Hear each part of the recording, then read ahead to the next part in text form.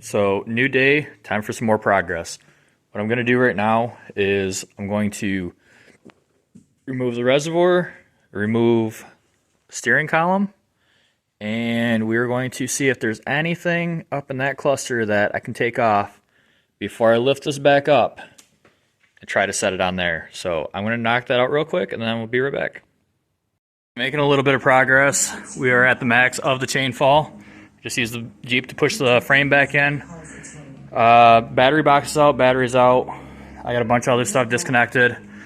So now what I have to do is pretty much get out, wiggle it, roll it forward, get out, wiggle it, and then slowly lower the body down. So let's get to it.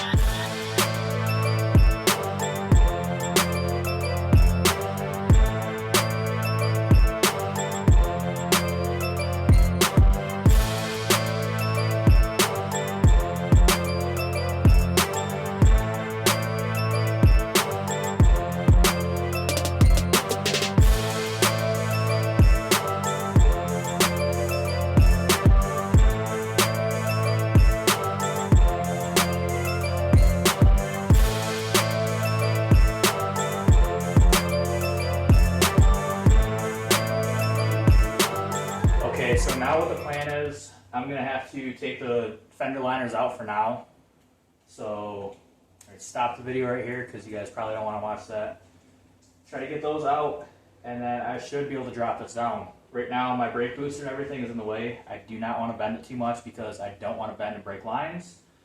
The other side, the wheel liner is like that close to the coil packs and everything, and I don't want to cut any of those lines. So I'm going to go ahead and try to knock these out real quick, and then we will be back. Well, we ended up getting the wheel liners out, and the cab is pretty much sitting on the frame. Back here, I used the jack to get the 2x4s under here just to kind of space it up. What I realized my issue is, on the C60 frame, the nose of the frame actually comes down like 3-4 inches. So I think what I'm going to do, obviously, the cab needs to come forward to center of the wheel. And then after that, I will chop off the front of the frame, and then we will make a cross piece because I'm going to try to use the original core support mount. So I'm just going to run a piece of 2x2 across. I'll have my body mount there, but I'm going to cut the frame horns off, or whatever you want to call them. I'll cut that off, and then I can lower the front. I figure, all in all, probably going to run a set of 35s. I just did a crap ton of measuring. But 35s, I can bring the nose of the I can bring the nose of the body down about 5 inches. That right there is about 4.5. You can't even see it. So from the floor to the frame is like 4.5, 5 inches. And I just measured the charger. The charger's ride height is about 7 inches. So that's 3 inches in the back of the step and about 5 inches in the front, which would mean the very front would be a lot lower. So I'm going to do a little bit of research, look at body mounts online and stuff, like the actual isolators, and figure out what I should start ordering to complete what I got going on. So after a whole bunch of cutting on the firewall, this is about as low as the front's going to sit without doing suspension work. I do plan on doing suspension work. But look, hey, quiet. But look how close that step is now. So to be able to slide this forward, there was a lot of interference up here with the Hemi. Obviously, on the C60, the motor would have been further forward on the cab. Well, the cab wouldn't be this close to the frame. The cab would be up a lot higher. So the fact that I moved the motor forward and down, lots of clearance. So, flashlight. So, not very often you have to clearance something for valve covers and coils. Well, that was part of the issue. Still not sure what I'm going to do with steering column yet. Not got that far. It's sitting right there. Passenger side, obviously took the heater box out to give myself some space to do stuff. So let's see how much I cut out over here. over here we had to make clearance for a valve cover, which it looks like I still need to take this little corner out right here, and the exhaust I might have to come back just a little bit. Keep on picking up the cab, setting it down, figure out what's got to be trimmed, and repeat the process until stuff fits the way I want it to, until I get clearance where I want it. So little by little, we're getting this thing to lay where we want it to lay. I know I'm going to have to go with a 35-inch tires because there's still a lot of wheel well. 30s, I guess they don't look horrible. 33s might look okay, but I think 35s are going to look the best because originally the truck would have been on 40s. But I still have to fab up cab mounts. I'm going to get some steel for that. I have to make a front cross member for underneath the radiator core support, and just we're almost ready to start welding. And then after we get the body where we want, then we were going to go ahead and figure out where everything's going to get grounded for the harness, where I guess that's really it, where it's going to get grounded, where it's going to get mounted. We got the computers, the battery, the fuse panel, all that stuff's got to get mounted, so we'll get to that on another day. So this is what we got for the front cross member. These are the original, or this is the original front core support bushing. So on the original C60 chassis, there is a crossbeam. This sits on the crossbeam like that with it sandwiched in between. So what I've done is I got this 1/4-inch plate that is going to act like the cross member. So that's going to sit on there, and that's going to sit on there.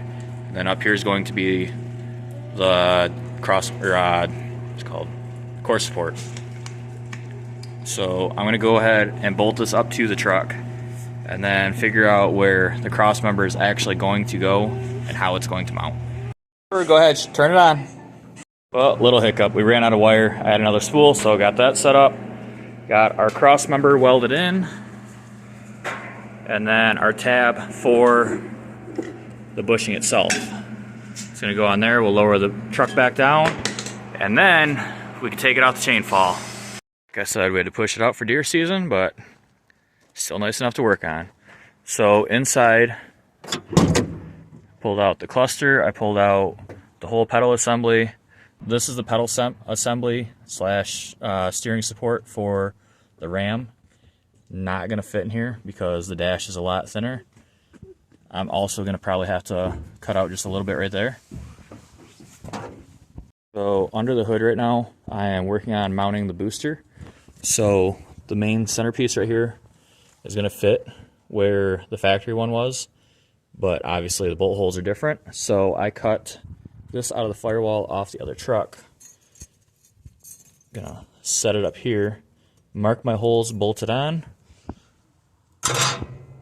Hopefully bolt this on. I did disconnect the brake lines because they're attached to the ABS and everything.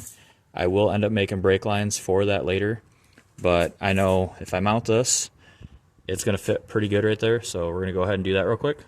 Little updates on the truck. So I got a big hole cut in the firewall. My wiring is ran in. My passenger side is done. ECU's ran, or mounted. These lights all work. That's cool. I still got to do this side. I got to figure out where to mount all this. Steering wheel is mounted. I got a new bracket that I built. Right now, I am cutting the steering shaft to modify it. So this right here is the factory Dodge shaft, and I drew a line right here. That line needs to be 4 inches from there to that little relief cut. So I'm cutting this nub off right now. I'll have to chamfer that. I'll have to cut off the rest of the shaft, figure out where that 4 inches lands, and then we're gonna weld it all together. So I'm really not sure how much of the process I'm actually recording for you guys. So when I first got the body on, I could not get the truck to start. I knew the motor ran because obviously I drove the truck in. We determined that the fuel pump was bad, so I installed a new fuel pump yesterday. Not gonna bore you guys with that. heard the truck run, so I'm happy with that. So today what I'm working on is my ABS module. So there's a bolt hole on the front of the module. What I'm gonna do is I got a piece of, I think it's like 18 gauge or something like that. I'm pretty much gonna build, it's gonna go down, underneath, and then back up. It's gonna bolt to the firewall and hold this up back here somewhere. So I'm gonna show you how I'm building my bracket. I would say basic shop tools, but a lot of people probably don't have torches or a nice welder or a saw. But what I'm doing, since I don't have a bender, I'm making my marks where I need them. I'm putting them, I just did that one. Putting them on the edge of my welding table here, making sure it's nice and square. Wow, sucking the heat right out of it. Still warm, but I could touch it. And then this is 1/4 inch plate, this is my 18 gauge. Clamping down on both sides. Taking the torch, getting it nice and cherry right on that line, folds right down. And since there's nothing under here, that's gonna be almost like a box break, I guess. And I already drilled my hole for the alignment. I've actually been using the drill press quite a bit and the welder, so glad I'm being able to use my tools. Don't underestimate a small shop because we can do some stuff.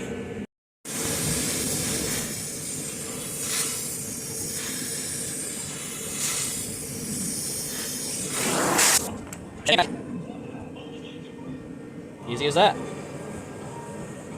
Okay, so my bracket needs a little relief right there for the brake lines off the ABS module. So I used my stepper bit. I made that hole right there.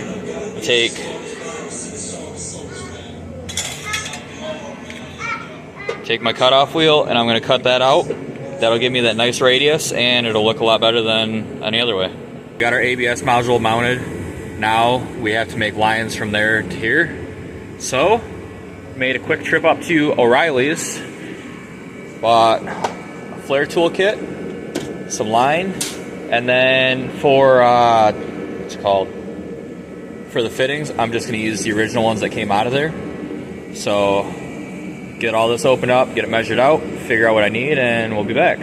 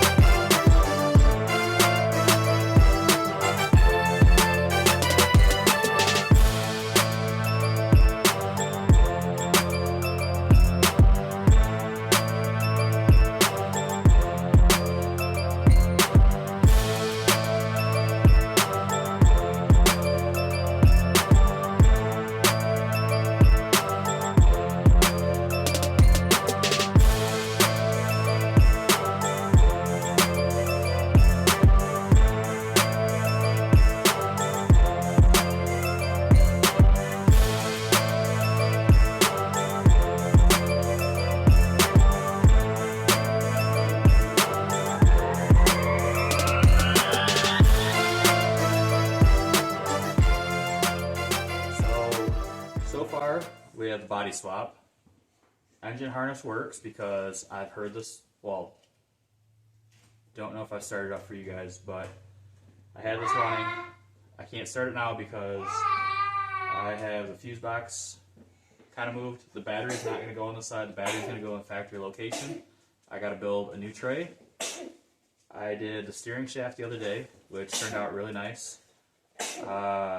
There's a lot of firewall work that's got to be done still. I got to trim a little bit. I got to patch a lot, especially where the steering shaft goes, because I put it here, it goes here, and then ended up down here. So Got to patch a bunch of that. The brake system is technically done now. I mean, all we had to do for the brake system essentially is just make new lines from the master down to the ABS module. So we have brakes, we have steering. I have to make a pedal assembly still. Let's see what else. Yeah, pedal assembly, because there's no gas pedal, there's no brake pedal right now. I have to modify the dash a little bit to be able to route the cable up for the transmission. But right now, I can just literally grab it, go through the gears. I haven't tried to move the truck yet. That'd be a stupid thing to do without having brakes. But essentially, I guess I could reach down and push that plunger, but not going to worry about that. I think we're going to call this the end of this episode. I don't know how much footage I actually have recorded, but I'm getting behind on editing, and I don't want to get much further behind. So that being said, I hope you guys are tuned in and want to see this project come to an end. But that's it for this episode, so we'll see you on the next one.